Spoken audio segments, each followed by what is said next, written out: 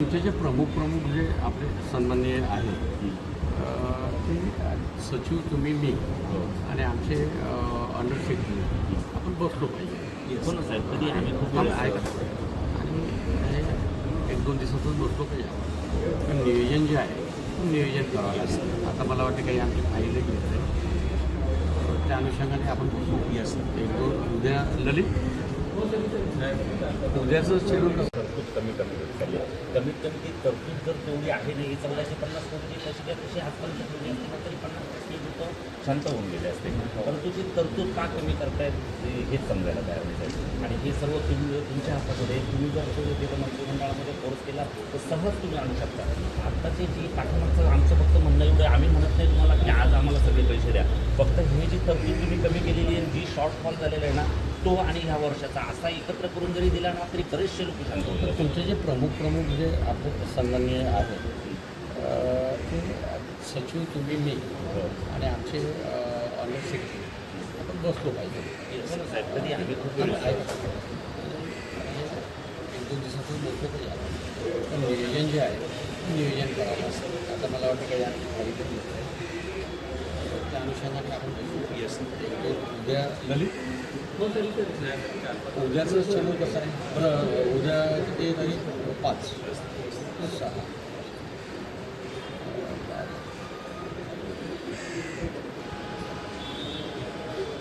12 तारखेला हॅलो ललित 12 तारखेला कॅबिनेट समोर बैठक होऊन पहिलं आपण चिंतन करू याचं लक्षात ठेवा. साहेब हो तुम्ही काही चूक नाही केली आणि आम्ही चूक नाही केली.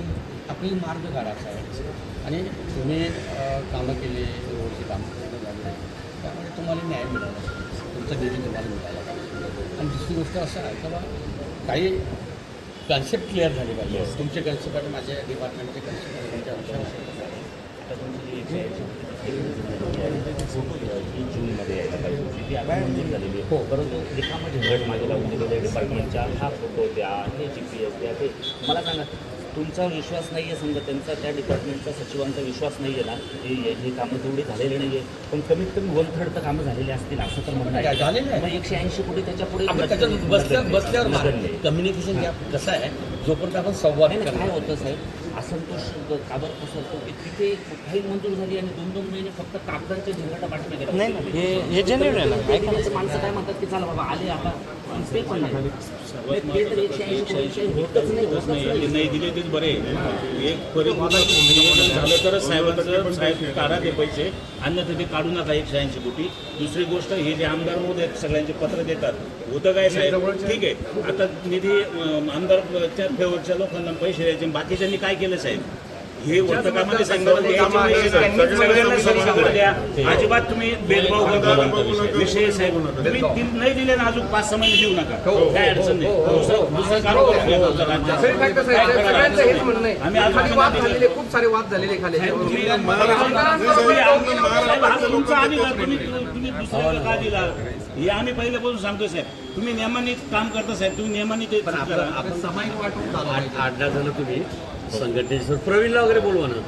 प्रवीण आमचा उमरकरले की बोलवा. तुम्ही 10 जण विषय आपला एकच आहे. समजलं 10 जण आपण 12 तारखेला कॅबिनेट झाल्यावर आता कॅबिनेट 12 वाजता राहते की 1 वाजता माहिती नाही. कॅबिनेट संपल्यानंतर बसू आपण आणि 100% न्याय देण्याच्या मानसिकता.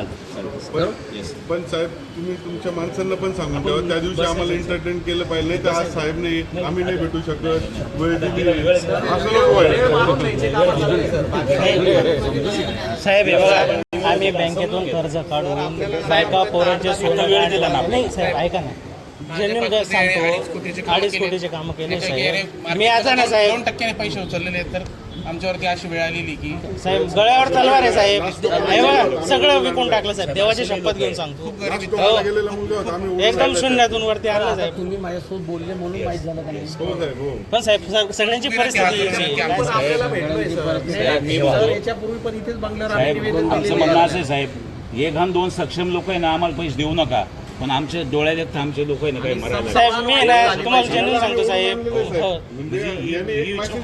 बरं आता तुम्ही डोक्यातून सर्व विषय काढा. 12 तारखेला आपण कॅबिनेट झाल्यावर बसू, आपण मोठं चिंतन करू, मागणी किती आहे साहेब आणि मी तुमच्या प्रती अतिशय चांगल्या भावना माझ्या आहेत आणि मी तुम्हाला मदत करेन. 2 वर्ष होऊन गेले सर. 2024 कामं केलेले आता बंद हो. हे बंद करतो साहेब. आज आम्ही आदिवासी मंत्री महोदयांना बोललो. मंत्री महोदयांची सगळ्यांनी चर्चा केली. आमच्या ज्या जास्त मागणी आहे की तुम्ही सगळ्यांची पेमेंट ही दिली पाहिजे की 2.5 वर्षामध्ये तुम्ही 5 आदिवासी झाले ते आदिवासी देऊ शकले नाही. परंतु हा विषय राज्य लेवलचा तुमच्या लेवलचा विषय तुमच्या लेवलला सुटत नसेल तर मुख्यमंत्री महोदयांकडे हा विषय घ्या. कारण ज्या कॉन्ट्रॅक्टरांनी ज्या ठेकेदारांनी ह्या राज्यामध्ये विकासाचं काम केलं खऱ्या अर्थाने आज या विकासाचे मानकरी फक्त कॉन्ट्रॅक्टर त्यांनी त्यांचे सोनं गहाण ठेवलं, त्यांचं सगळ्या कुटुंबाची सगळी व्यवस्था गहाण ठेवून राज्यामध्ये इव्हेंट नेटवर्क पूर्ण केलं राज्यामध्ये. आणि म्हणून हे होत असताना आदिवासी मंत्री महोदय असं मुख्यमंत्री महोदय असं यांनी हे गांभीर्याने घेतलं पाहिजे. आज तुम्ही मताचं राजकारण नाही केलं पाहिजे. लाडक्या बहिणीला पैसे द्या, आमचं हरकत नाही, परंतु आज तुम्ही ज्यांचं खरं देणं आहे ते देणं दिलं पाहिजे. आज कॉन्ट्रॅक्टर लोकांना तुम्ही गृहीत धरून चाललेले 2.5 वर्ष तुम्ही बोललं नाही. परंतु मला वाटतं आता जर ह्या लोकांची जर दिली गेली नाही तर मला वाटतं जे 18 तारखेला आंदोलन पुकारलंय ह्या आंदोलनाचा उद्रेक होईल आणि मला वाटतं राज्यभरामधून 25 ते 30 हजार लोक ह्या आझाद मैदानावर येतील. पण अनेक हेड आहे. हा आदिवासी उपाययोजनेचा हा एकटा विषय नाही. ग्रामविकासची तीच परिस्थिती, राष्ट्रीय जलजीवन मिशनची तीच परिस्थिती, सार्वजनिक बांधकामाची तीच परिस्थिती. मग सरकार नक्की काय करतंय?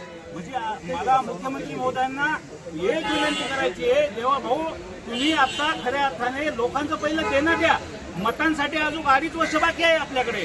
मग आपण लाडक्या बहिणीला वाटू, लाडक्या भावांना वाटू, परंतु आज ही लोक रस्त्यावर आलेली आहे. यांचं घरदार तोडून आज बँका त्यांची निलाव काढताय आणि ह्या परिस्थितीमध्ये जर तुम्ही आपल्या सुशिक्षित बेरोजगार आणि बांधवांना जर वाचू शकत नसाल तर तुमच्या सरकारची मला वाटतं काहीच गरज नाही. आणि म्हणून 18 तारखेला जर 15 तारखे बसवायचा जर निर्णय झाला नाही तर 18 तारखेला आझाद मैदानावरती या सरकारला नक्कीच उत्तर द्यावं लागेल आणि राज्यभरामधून सगळी आमची बंधू भगिनी येते आणि सरकारला जा विचारेल आमचं देणं द्या. हे मंत्रालय सुद्धा चालू देणार नाही. ह्या रस्त्यावरती हे 18 तारखेपासून बेमुदत उपोषण आम्ही इथं पुकारणार आहे.